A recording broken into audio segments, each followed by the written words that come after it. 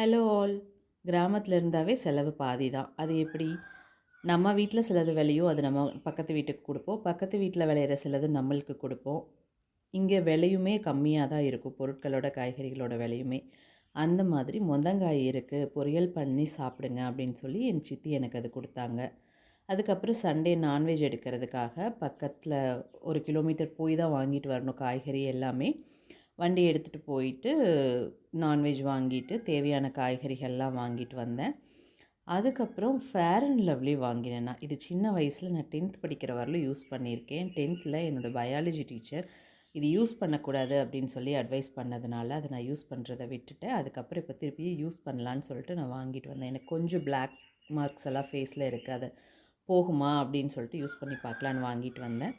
அதுக்கப்புறம் பிரியாணி செய்கிறதுக்காக பாஸ்மதி ரைஸும் சீரக சம்பா அரிசியும் வாங்கிட்டு வந்தேன். சீரக சம்பாவில் தான் பிரியாணி செஞ்சுருந்தேன்.